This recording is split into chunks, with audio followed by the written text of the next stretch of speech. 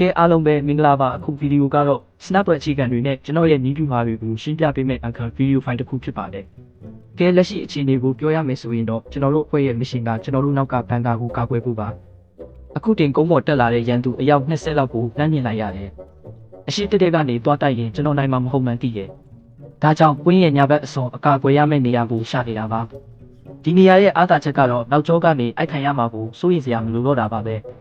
ကျွန်တော်တို့ကာကွယ်ရမယ့်ဘန်ကာကကုန်းထိပ်မှာရှိတာပါ။ဒါကြောင့်ရန်သူတွေကလည်းကုန်းပေါ်ကိုတက်လာကြမှာဖြစ်တဲ့အတွက်သူတို့ရဲ့အကာအကွယ်မရှိတဲ့ဘယ်ဘက်ချမ်းကိုပြစ်ခွင့်ရမယ့်အခွင့်အရေးကောင်းပါမယ်။ကဲအကာအကွယ်ကောင်းကောင်းရွေးချယ်တတ်ဖို့က Airsoft Sniper တယောက်အတွက်အရန်ကိုအရေးကြီးတဲ့အစိတ်ပိုင်းတစ်ခုပါ။ခြုံပုတ်ထူကြီးတွေကပုံအောင်ဖို့နေရာကောင်းတစ်ခုဖြစ်ပါတယ်။ဗချီရီရန်ကနေအပြည့်အဝမကာကွယ်ပေးနိုင်ရင်တော့မှကိုယ်တွေကိုကွယ်ပေးထားနိုင်လို့ရန်သူတွေရှာရခွဲရဖက်စေပါမယ်။ဒါပေမဲ့အတွေ့အကြုံမရှိသေးသူတွေအဖြစ်များတဲ့အမှားတစ်ခုကတော့ခြုံပုတ်တွေတဲ့အရန်လက်ကြီးကြီးဝင်ပုံးတာပါပဲ။အဲ့ဒီလိုပုံရင်ရန်သူတွေတတိထားမိကိုပိုခတ်သွားမှာနှံပေမဲ့အားနည်းချက်တွေလည်းအများကြီးရှိလာနိုင်ပါတယ်။ပထမတစ်ခုကတော့မြင်ကွင်းကျင်းသွားတဲ့အတွက်ဖြတ်သွားတဲ့ရန်သူတွေကိုလွတ်သွားတာမျိုးဖြစ်နိုင်ပါတယ်။ဒုတိယတစ်ခုကတော့ခြုံပုတ်ထဲကနေလှမ်းပစ်တဲ့အချိန်မှာကိုယ့်ရဲ့ပချီကတကိုင်းငယ်လေးတွေကိုတွားထိဖို့ရာခိုင်နှုန်းအများများပါတယ်။နောက်လာမယ့်အခြေအနေမှာတော့ကျွန်တော်ရန်သူကိုတွေ့ချင်းချက်ချင်းမပစ်သေးတာကိုမြင်ရမှာပါ။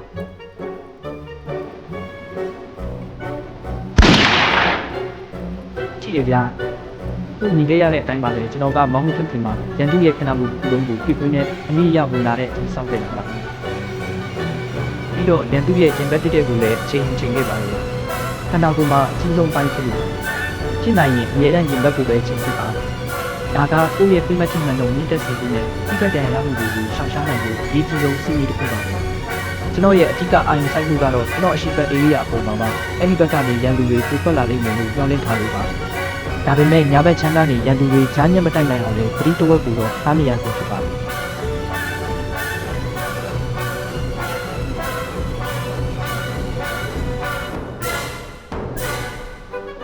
အဲ့ဒီရန်သူအရှိမတကိုင်းကိုအများကြီးရှိနေတယ်တစ်ပင်တွေချုံလွယ်တွေကိုသွားကြည့်ပြီးပြတ်မှတ်လွဲသွားနိုင်ချေကအရန်ကိုမြင်မလုံးပါလေသူကျွန်တော်ကိုမြင်သေးတာမလို့မောင်းဖြုတ်ဖို့အတွက်ပိုကောင်းတဲ့အခွင့်အရေးတွေပဲဆက်ဆောင်နေလိုက်ပါပဲ Airsoft Sniper တယောက်အနေနဲ့စိတ်ရှည်ဖို့လိုအပ်ပါတယ်အဲ့ဒီတစ်ချက်တည်းနဲ့အပြည့်ရှင်းနိုင်ဖို့အချိန်ကောင်းကိုစောင့်ရပါမယ်ကြည့်ရဗျာအခုဒီတောင်ခဲ့ဖို့အတွက်လောစရာမလိုအပ်ပဲအတန်ထွက်တာမျိုးနဲ့လှုပ်ရှားမှုမျိုးတွေကိုရှောင်ရှားနိုင်ဖို့ကျွန်တော်ရဲ့တနတ်မောင်းနှံကိုတသားရလေးပဲဆွဲလိုက်ပါတယ်။ရာသီဥတုအေးလုံးတာကြောင့်ကျွန်တော်ရဲ့မှန်ပြောင်းတဲ့စကားလုံးဝကိုအေးခဲရိုက်တယ်လို့ဖြစ်နေပါပြီ။တစ်တနာကကျွန်တော်မှန်ပြောင်းရဲ့အနောက်ဘက်ကိုကျွန်တော်ပတ်စံနာတက်ထားမိလို့ပါ။တက်ရှိလိုက်တဲ့အခါထွက်လာတဲ့ပုံမွေးတွေကလန်စပူသွားရိုက်ပြီးအဲ့ဒီနေရာမှာဒီချက်ချင်းခဲသွားတာဖြစ်ပါတယ်။အခုဆိုကျွန်တော်ရဲ့မြင်ကွင်းကတော်တော်လေးကျဉ်းသွားပါပြီ။ကြောက်ခဲကလုံးကိုရန်သူကစားသမားထင်ပြီးနှမ်းပြနေတယ်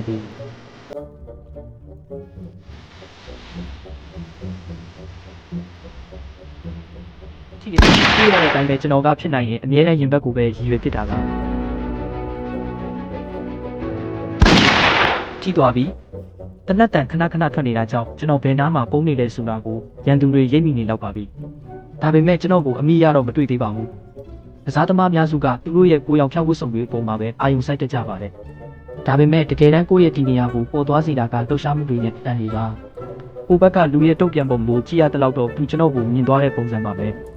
ဲအဲ့ဒါကကျွန်တော်နေရာပြောင်းရမယ့်အချိန်ပါပဲ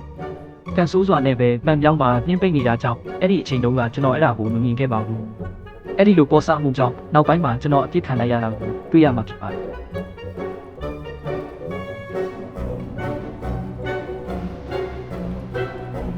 ကျွန်တော်ကိုအခုတင်တွေ့သွားတဲ့လူကကျွန်တော်ဘယ်မှာပုံနေလဲဆိုတာကိုသူ့ဖွဲ့သားလူတွေတန်းပြောပြနေပါတယ်ဟိုတယောက်ကကျွန်တော်ဘက်ကိုလမ်းကြည့်နေပြီဒါပေမဲ့ကျွန်တော်ကိုအတိမသိနိုင်သေးပါဘူး။ရန်သူဖွဲ့တစ်ခုလုံးကျွန်တော်တီနေရာကိုပြီးသွားဖို့ကချိန်ပိုင်းပဲလိုတော့တာပါ။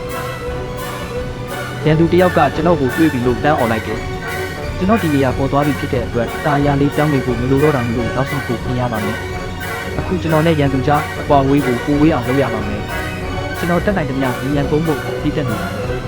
။ရန်ပြင်းနေပြီးတော့ရန်သူတွေအနေနဲ့ကျွန်တော်ကိုထိအောင်ပြစ်ဖို့တော်တော်ခက်ပါတယ်။ပုံမှန်ဆိုရင်တော့ကျွန်တော်နောက်ဘက်ကိုစုပ်ပြီးမှာပါဒါပေမဲ့ကွင်းရဲ့အစိုးရ area ပြည်နေတာကြောင့်ပုံပုံကိုပဲပြည့်ခဲ့ရပါတယ်စပိုင်းမှာကျွန်တော်ရွေးခဲ့တဲ့အစာပွင့်နေရာရဲ့အားနည်းချက်ကတော့တပူလို့လမ်းကြောင်းကအဆင်ပြေလာတယ်ဒါပေမဲ့ရာနှုန်းပြည့်ပြည့်စုံတဲ့အကာအကွယ်ဆိုတာမရှိပါဘူးအများအားတစ်ခုမဟုတ်တစ်ခုတော့မျက်နှာခံရတာ ဘာလဲဖြစ်ဖြစ်ကိုယ့်အတွက်ကာကွယ်နေရရွေးတဲ့အခါဘယ်ဘက်ကနေပြန်ထွက်ပြီးလို့ရမလဲဆိုတော့နည်းတွက်ထားပါတယ်အခုကျွန်တော်ကဒီတစ်ပင်ကလွယ်လို့ဘာကာကွယ်မှမရှိတဲ့နေရာကြီးကြီးလေးထဲမှာပြည့်နေပါပြီကျွန်တော်နောက်ကျောကကိုယ့်ရဲ့အစီအစဉ်ဖြစ်ပြီးရှေ့မှာတော့ကျွန်တော်ဒီနေရာကိုတည်နေတဲ့ရန်သူ15ရက်လောက်ရှိနေပါတယ်ဟာဒီခြေတွေကနေအသက်ရှင်တဲ့လင်းရောက်ဖို့အခွင့်အရေးကတော့တော်တော်လေးကိုနည်းပါပါတယ်ဒီတစ်ခေါက်သက်ရှင်မှာမပုံမှန်သိတာမလို့နောက်ဆုံးအနေနဲ့ရန်သူကိုအသေးခံပြီးပြန်ပြစ်ဖို့ပဲစဉ်းစားလိုက်ပါတော့တယ်ပြီးသွားပြီဒီ Snap Review ဟာဗီဒီယိုကနေကြိုးရှိမဲ့အချက်လက်တွေရရှိလိမ့်မယ်လို့ညွှန်နေပါတယ်